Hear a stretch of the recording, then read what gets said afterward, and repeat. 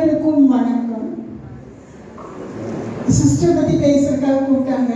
ஆனால் வேற ஒருத்தரை பற்றி பேசாமல் என்னால் அடுத்த ஸ்டெப்புக்கு போக முடியல. ஏன்னா ஒரு வருஷமா ஒரு மனுஷனை பார்த்து நான் ரொம்ப வியந்துக்கிட்டு இருக்கேன். இவ்வளோ சிம்பிளா, இவ்வளோ அன்பா, ஆதரவா எல்லாத்தையும் அரவணைச்சு கொண்டு போயிட்டு இருக்க நம்ம பிஷப் ராஜேந்திரன் ஐயா அவர்களை தான் நான் சொல்லணும். நான் போன தடவை வரும்போதே அவர்கிட்ட எல்லாத்துக்கிட்டையும் விளையாடுற மாதிரி அவர்கிட்டையும் நாங்கள் ரொம்ப யதார்த்தமாக பேசிட்டு விளையாண்டு இருந்தேன். அடுத்த நாள் காலையில் மாஸ்ல சொல்கிறாங்க பிஷப் மாஸ்டர்.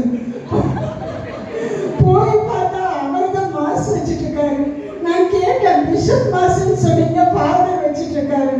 அவர் தாங்க பிஷப் அப்படின்னாங்க. எனக்கு அடி வயிற்றுலேருந்து பயம் வந்துருச்சு. ஏன்னா நாங்கள்லாம் பிஷப்னா ஒரு 10 அடிக்கு அந்த பக்கம் தள்ளி நின்று விஷ் பண்ணுறதோடு சரி, நல்லா இருக்கீங்களான்னு கூட கேட்க மாட்டோம். ஆனால் இவர் பார்த்து ரொம்ப கேஷுவலாக சாப்பிடும்போது சாப்பாடெல்லாம் எடுத்துகிட்டு வந்து கொடுத்துட்டு ரொம்ப அக்கறையை கவனிச்சுக்கிட்டாரு. இப்படி ஒரு மனுஷனா காலத்துக்கு கும்பிடணும்னு தோணுச்சு எனக்கு. அந்த அளவுக்கு அவர் மேலே எனக்கு ஒரு மரியாதை. இந்த ஒரு வருஷமா அவர்கிட்ட நான் கூப்பிட்டெல்லாம் பேசலை. ஆனால் என்னோட மனசில் அவருக்கு எப்பவும் ஒரு இடம் இருக்கு, மரியாதை இருக்குங்கிறது நான் தெரியல.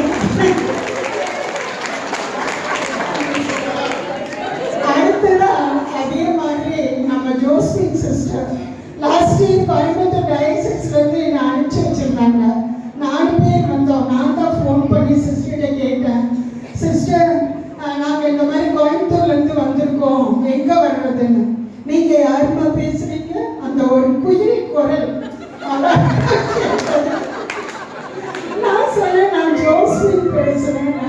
உடனே அவங்க சொன்னாங்க, நானும் ஜோஸ்பின் தான் பேசுகிறேன், உள்ள வாங்கினாங்க. அந்த நிமிஷம் ஆரம்பிச்ச அந்த உறவு இந்த நிமிஷம் வரைக்கும், இன்னும் என்னுடைய உயிர் உள்ள வரைக்கும் இருக்கக்கூடிய ஒரு அன்பு சகோதரி. அவங்கள மாதிரி ஒரு அன்பு காட்டுறதுக்கும் அக்கறையை காட்டுறதுக்கும் நான் இதுவரை என் வாழ்க்கையில வேற யாரையும் பார்த்ததில்லை. பார்த்த நிமிஷத்துல தோல்ல கை போட்டு பேச ஆரம்பிச்சாங்க. இப்பவும் பார்த்த உடனே நாங்கள் அப்படிதான், எந்த நிமிஷம்னாலும் கையை பிடிச்சிக்கோம், கட்டை பிடிச்சிக்கோம். அந்த அளவுக்கு ஒரு அன்பு. பார்க்கும்போது அந்த பேச்சு, இங்கிருந்து எனக்கு கிஃப்ட் கோயம்புத்தூர் அனுப்புறாங்க. ஒரு சிஸ்டர் கோயம்புத்தூருக்கு வந்தாங்களாம்மா, ஜபமாலை, அழகான ஒரு ஜபமாலை. இன்னைக்கு வரைக்கும் அதில் தான் நான் ஜபிக்கிறேன். இங்கிருந்து, அதாவது ஜபமாலைங்கிறது சாதாரண விஷயம் இல்லைங்க. அது நமக்கு கடவுளுக்கு முக்கியமான விஷயமா இருக்கலாம். ஆனால் அது இங்கே நமக்கு நாகர்கோயில் எங்கே இருக்கு, கோயம்புத்தூர் எங்கே இருக்கு, ஒரு சிஸ்டர் அங்கே வராங்க, ஜோஸ்பின் எடுப்பாங்க, கொண்டு போய் கொடுத்துருக்காங்க. அவங்க வந்து கொடுக்கும்போது அவங்ககிட்டே நான் அழுதுட்டேன். அவ்வளவு இந்த ஒரு பாசத்தை நான் எங்கே போய் பார்க்க முடியும்னு சொல்லுங்க. இந்த இடத்துக்கு நான் வந்தப்போதான் எனக்கு அந்த உறவு கிடைச்சது. அதே மாதிரி நிறைய பேர் கிடைச்சிங்க. போன தடவை இங்கே 120 பேர் வந்திருந்தாங்கன்னு நினைக்கிறேன். 110 பேருக்கு மேலே எங்கிட்ட ரொம்ப பாசமாக பேசுகிறவங்க இருக்காங்க.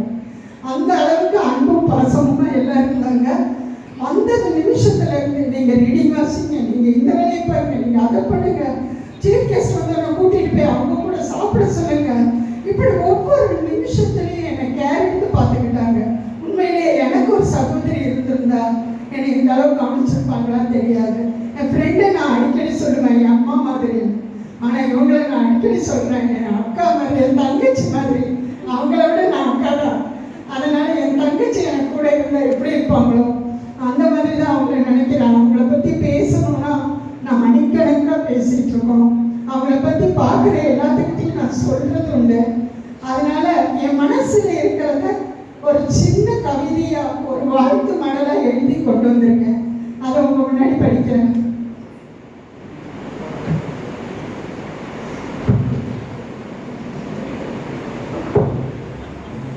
இன்றளந்த மலர் கூட மனம் கூடி மணக்கிறது உன் நினைவுகளை கொண்டாட.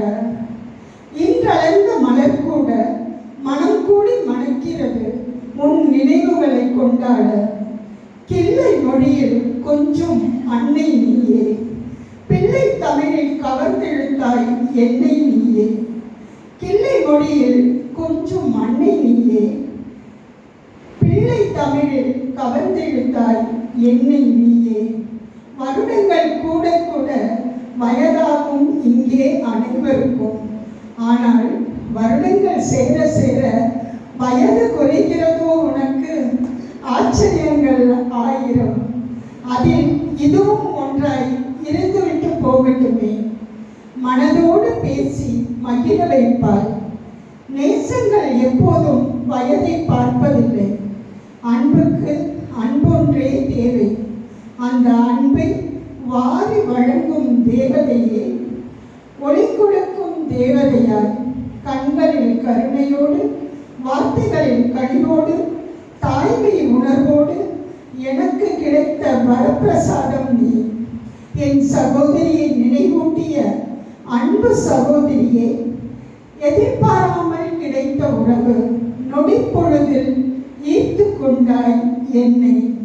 வளர்ந்த குழந்தையே, தாவி வந்து அணைக்க தோன்றும் அன்னையும் நீ.